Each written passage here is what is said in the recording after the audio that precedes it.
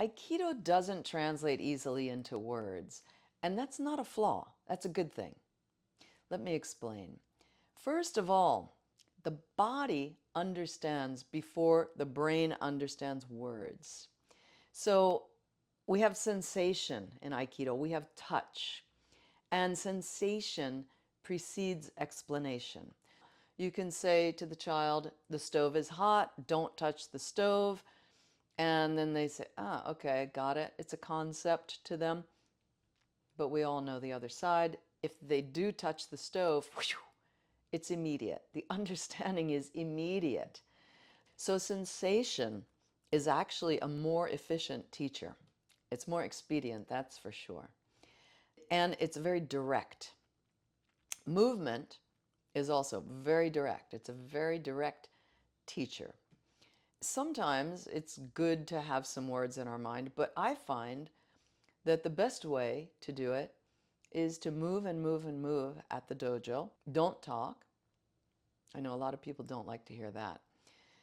When I say don't talk, as a teacher, I'll show something and then I tell people to do it.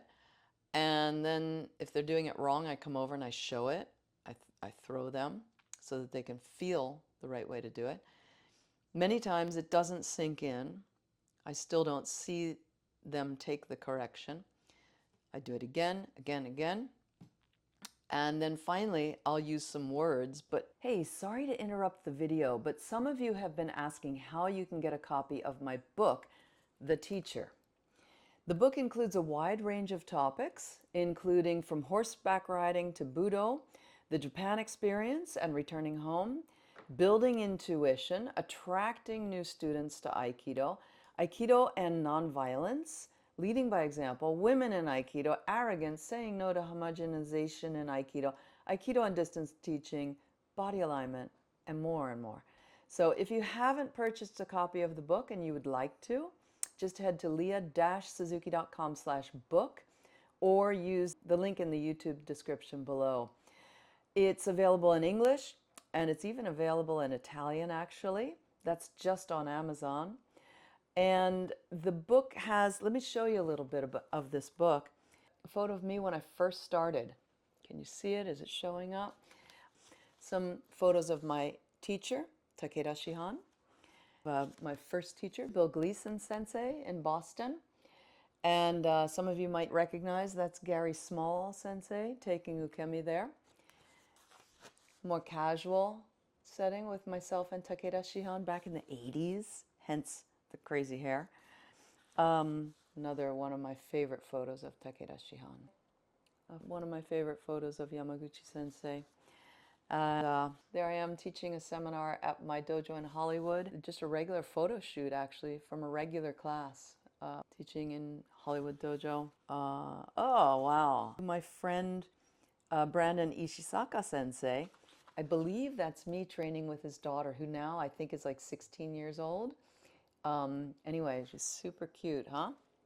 And she's doing great. She's still training. If you haven't gotten a book and you'd like to get one, just look in the description below this video and there's a link there that you can click on to order your copy. Now let's get back to the video. Analyze it later.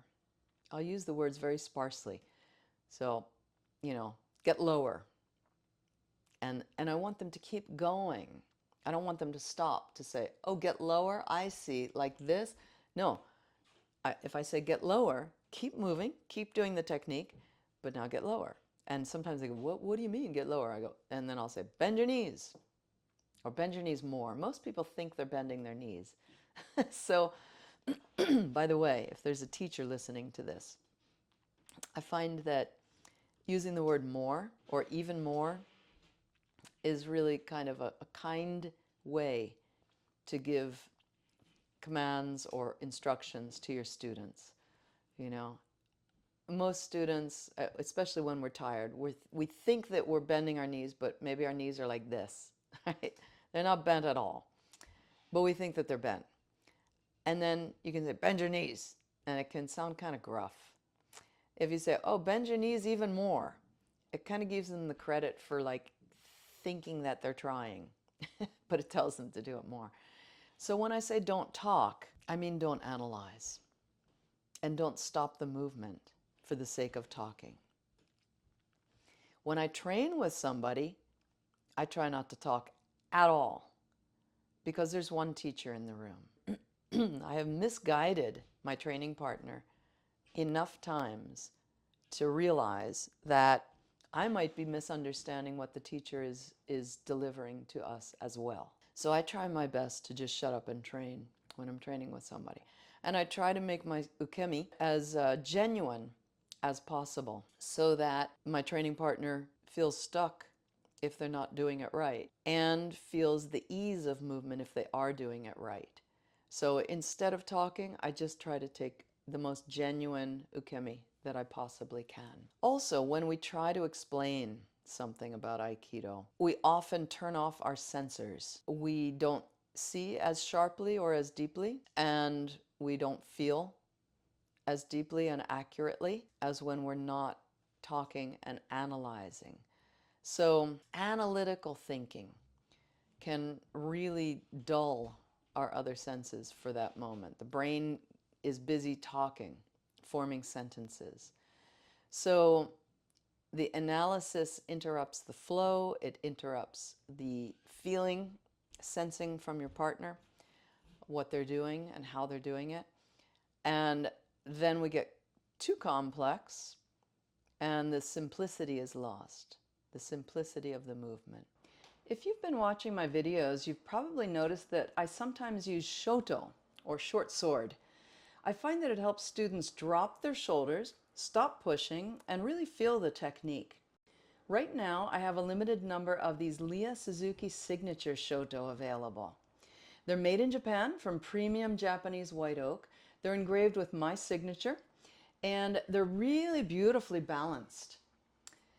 Because of the lumber shortage in Japan, I was only able to get a small batch of them. So once these are gone, that's it for the time being. So if you'd like one, click the link below to reserve yours. During the checkout process, you'll be prompted to let me know which seminar you'll attend, and then experience clarifies the meaning. Repeating the movement over and over and over.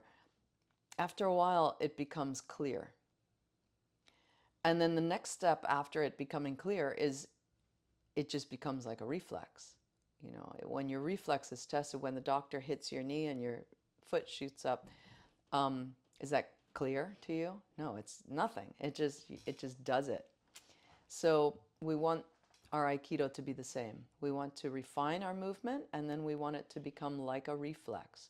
So first it becomes clear, and then it goes beyond that. If you've got good teachers, then they will tweak your movement along the way if you keep moving. For me, that's the hardest thing, is when people stop moving and they ask me a question.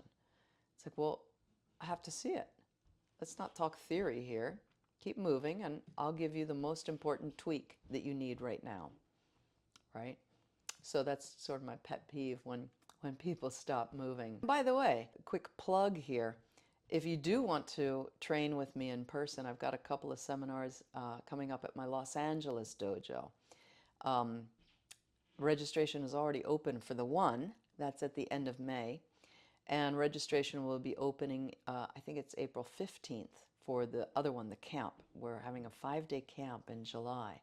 The links are in the description below this video.